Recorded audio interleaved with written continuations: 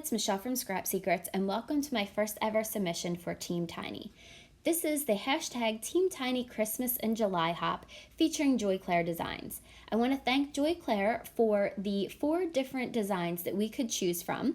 And this is the card that I made using my first ever digis. This is the Christmas Cocoa set from them, and I hope that I did it justice. Here's everything that comes in the digis, and this is just a print out. You can resize these and do what I did and put them together and then cut them out.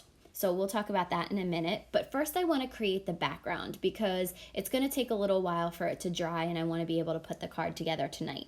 So this is the Simon Says Stamp Snowflake Stencil. The cardstock underneath is from Recollections from Michael's. It has a little bit of a shine to it. It has a little bit of a goldish silver shine, which is like the Kindred Stamps Glitter Gloss Happily Ever After. I wanted it to almost be a tone on tone with a little bit of a raised effect.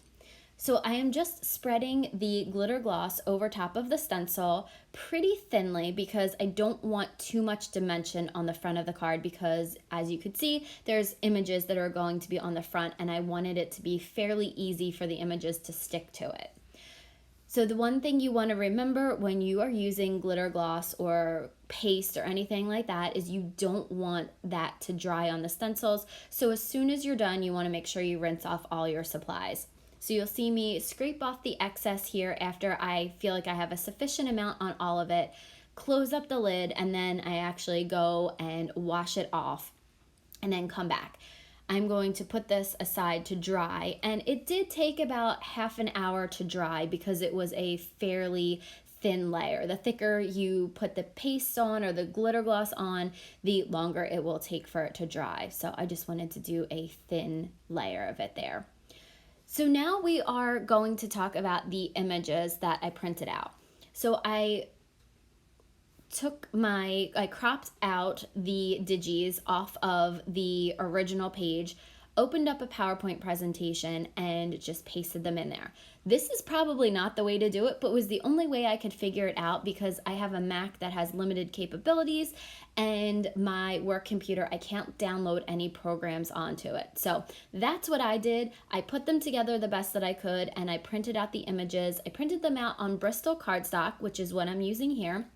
I also printed them out on watercolor. I attempted to use my crayons, my Tim Holtz crayons, the distress crayons. I thought that's what I wanted to do because it was the first time I've ever done digis. It's the first time I was ever going to do a project with the crayons, and it wasn't working for me tonight. I couldn't find the brush that I wanted. I had so many problems tonight. You'll see later on one of the biggest problems. I'll talk about that. And it happens to be with Gamsol. So you might be able to guess what happened. But anyway, I am just taking my colored pencils from Prismacolor and coloring in the image with the darkest color and then using my blending stumps and my Gamsol to blend that out. Now I just have a bunch of cheap nail files so that I can file off some of the colors for that. I don't have enough blending stumps for all of my colors. I'm taking a medium, kind of a medium gray pencil and just going over the whipped cream that would be on top of this. I think I used a little bit too dark of a color, but it is what it is. It just kind of went along with a theme today of me not picking the right things or not doing exactly the right thing. But I do like the way it turned out. Now I'm taking a brown colored pencil and just going over where the hot cocoa would be. And then doing the same thing with the Gamsol. So you're going to see me do that for the cup, for both of the cups. You're going to see me do that for the heart on there. So you just want to talk a little bit about the hop. Team Tiny is our channels that are under 1,000 subscribers and growing. And we do hops every month to try to increase our view time and our users. It is very difficult to get new subscribers because there are so many channels that are out there. The nice thing about this is that everyone is super supportive on the team, and it's a great community. From the small amount of time that I've been in there, I've learned a lot from other artists, and it's just been an amazing experience. So I want to thank everybody on Team Tiny for allowing me to join and for helping my channel grow. So this is, like I said, our Christmas and July hop. And again, thank you to Joy Claire Designs for donating the digis.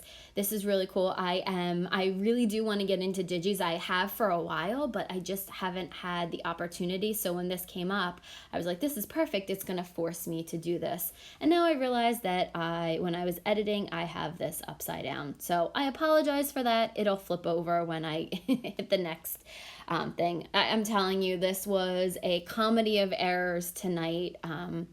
You'll actually see in a little while that the craft mat that's underneath of this is no longer available because I spilled Gamsol all over my desk. Yes, almost the entire bottle. You can see that it's basically full here. I have maybe a quarter of the bottle left.